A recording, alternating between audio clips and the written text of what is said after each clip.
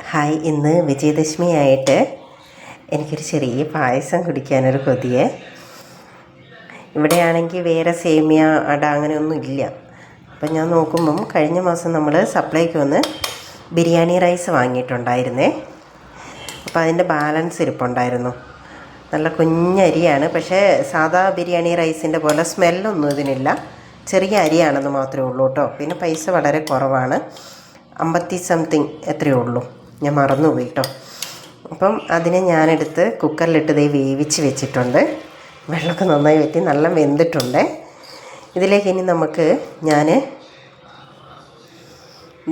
വെല്ലം ഉരുക്കി വെച്ചിട്ടുണ്ട്. അപ്പോൾ ഇതിനെ അരിച്ചൊന്ന് ഒഴിക്കണം. ഞാനിതിലേക്ക് അരിച്ചൊഴിക്കട്ടെ. നമ്മൾ വെല്ലമൊക്കെ ഒഴിച്ചു. ഇനി ഇത് നന്നായിട്ടൊന്ന് തിളച്ച് വരട്ടെ. എന്നിട്ട് നമുക്ക് പാലൊഴിച്ച് കൊടുക്കാവേ.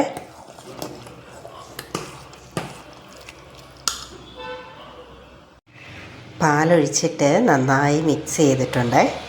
ഇനി ഇതൊന്ന് തിളയ്ക്കണം.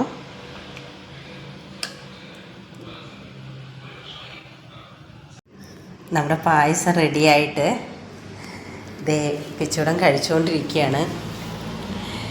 ഈ പായസത്തിൽ കാഷ്യൂ, കിസ്മിസ്, നെയ്യ് അങ്ങനെ ഒരു സാധനമില്ല, അതൊന്നും ഇവിടെ ഉണ്ടായിരുന്നില്ല. പിന്നെ പായസത്തിന് ഇച്ചിരി കളർ കുറവെന്താണെന്ന് വെച്ചാൽ വെല്ലം കുറച്ചേ ഉണ്ടായിരുന്നുള്ളൂ. അപ്പം മധുരം ഇച്ചിരി കുറവുണ്ട് അല്ലേ വെച്ചൂടാ? മധുരത്തിൻ്റെ ഒരു കുറവുണ്ട്. പിന്നെ ഞാൻ 1/2 ലിറ്റർ പാലേ ഒഴിച്ചിട്ടുള്ളൂ. അപ്പം അതിൻ്റേതായ എല്ലാ കുറവുകളും ഉണ്ട് ഇല്ലേടാ? പക്ഷെ എന്നാലും എങ്ങനെയുണ്ട്?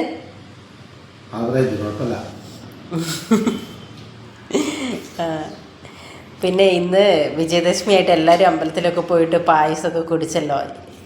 ഞാൻ പോയില്ല, അപ്പോൾ അതുകൊണ്ട് എനിക്ക് കഴിക്കാൻ പറ്റിയില്ല. അങ്ങനെ എനിക്കൊരു കൊതി വന്നപ്പോൾ വെറുതെ ഇവിടെ ഉള്ള സാധനം കൊണ്ട് ഉണ്ടാക്കിയതാണ് കേട്ടോ.